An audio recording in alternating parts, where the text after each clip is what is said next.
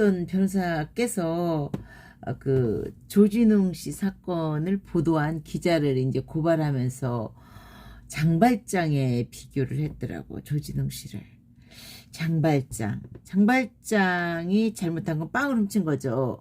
그러니까 피해를 본 상대방이 빵을 탈취당했다, 도둑질 당했다, 이것뿐이잖아요. 빵 하나 나한테 왔다면 나는 주겠어, 얼마든지. 그런데 그 빵을 훔쳐먹었다는 이유로 19년을 교도소 산 사람하고, 그러니까 피해가 많지 않다라는 거예요. 물론 미리엘 주교님한테서 은쟁반이랄지 뭐 이런 것들을 훔치기는 했지만, 사실은 빵을 훔쳐서 전과자가 된 거, 그 계기가 그렇게 다른 사람에게 심각한 피해를 주지 않았다는 거죠. 근데 만약에 이제 이 조진웅 배우님은 상대방이 얼마나 아팠으면 30년이 지났음에도 불구하고 상처가 됐으면 꾸준히 제보를 했느냐는 거죠. 그랬겠잖아요. 야, 그 범죄의 피해자는 인생이 아작났겠지. 그렇죠. 7명을 끌고 다니면서 4명이 고등학생이 힘이 세니까 성범죄를 저질렀다는 거잖아요. 그 성범죄를 당한 여성분들 지금 인생이 행복할 수 있겠어요? 절대로 행복할 수 없죠. 큰 상처, 억울함, 분노 이런 것들을 안고는 절대 행복할 수가 없어요. 분노와 상처가 있는 영혼은 그게 회복될 수가 없는 거예요. 회복될 수가. 돈은 아무것도 아니죠. 자기 명예가 더럽혀졌고 자기가 소중하게 생각했던 것들이 상처를 입었을 때 그건 절대 치유될 수 없어요. 그러니까 조진웅이란 배우가 유명해지고 텔레비에 틀면 나올 거 아니야. 텔레비 보고 싶지 않았겠지.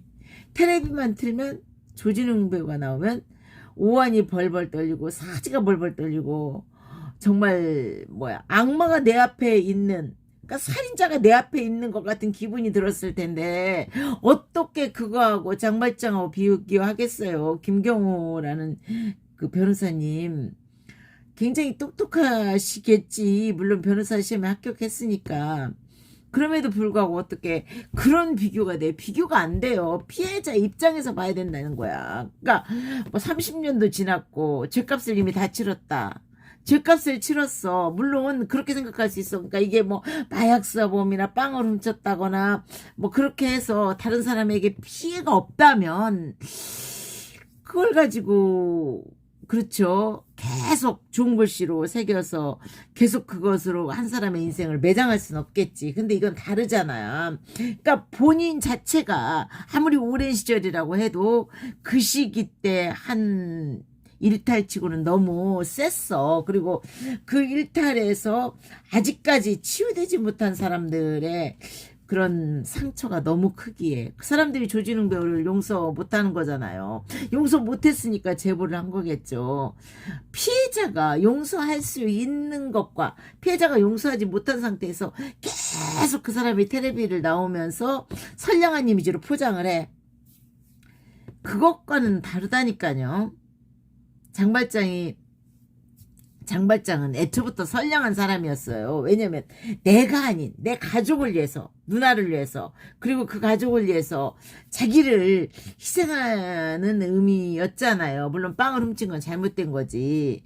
빵가게 주인께서 지금이라면 그러지 않았겠지만 그 시절만 해도 그렇지 않았으니까.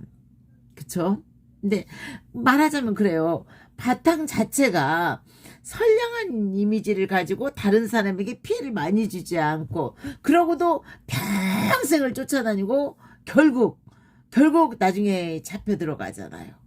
그게 그 장발장의 슬픈 운명이었는데 어디서 장발장하고 비교를 하십니까? 어디서? 장발장하고 비교할 수는 없어요. 정말 그거는 장발장에 대한 모독이지. 그렇잖아요. 애초부터 선량한 기운을 가지고 그리고 시장을 하면서도 도망 다니면서도 장발장 계속 불안하고 자기를 쫓아오는 그 날카로운 그 프로시큐터가 수사관에 이 눈길을 무서워했잖아요. 참 물론 일부러 안 잡은 면도 또 있었죠 나중에. 근데 그것과는 다르지. 그렇잖아요. 내가 피해가 별로 없는, 그래서 장발장이라는 사람, 사실은 장발장에 대해서 빵을 잃어버린, 훔침 당했던 그 사람은 장발장에 대해서 뭐 감정이 있는 이야기 안 나오잖아. 단지 경찰관이 뭐 나는 정의 사도다 하는 것처럼 장발장을 찾아다니고 끝까지 장발장을 추적하는 걸로만 돼 있죠. 그쵸? 왜? 피해가 작았으니까. 그런데 이건 너무나 말이다. 여성들에게, 그 젊은 시절 여성들에게 그 끔찍한 기억. 우리 옛날에 어떤 가수들 버닝썬 사건 있었잖아. 버닝썬 사건. 그죠? 그렇잖아요. 그렇잖아요, 진짜. 말이 안 되는 사건이지. 근데 그 사건에서는 솔직히 이런 일을 했다라는 완벽하지도 않은 증거를 가지고 우리는 그 사람들을 용서할 수 없어. 근데 이거는 아니잖아.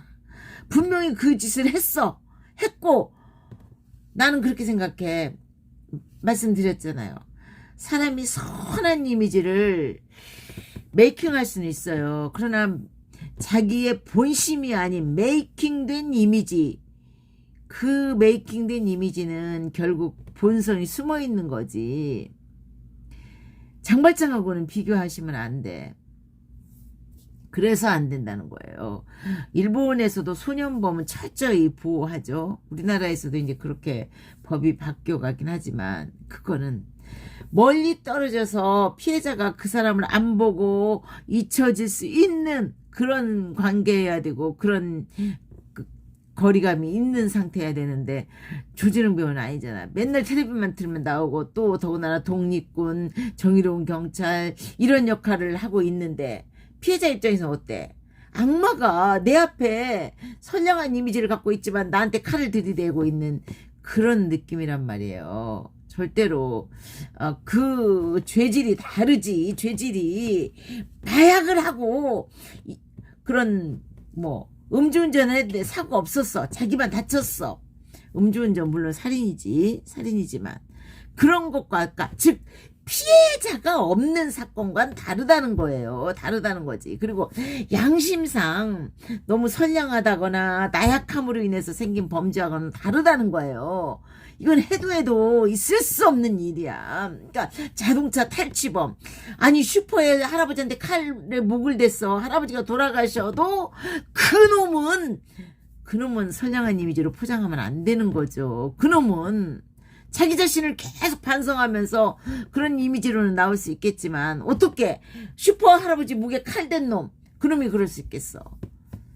물론 조진웅 씨가 그렇게는 하지 않았지만, 조진웅 씨의 그런 사건 같이 어울려 있었다 할지라도, 성범죄에 본인은 하지 않았다 하더라도 자동차를 탈취하고 그런 일에 같이 어울려 있었다면 그건 쉽게 처리해서는 안 돼요. 그 사람을 영웅화해서는 안 돼. 우리 사회 그러면 안 돼. 진짜. 그럼 진짜 그건 끝장인 거고 돌이킬 수 없는 사회죠. 하여간 좋은 하루 되세요.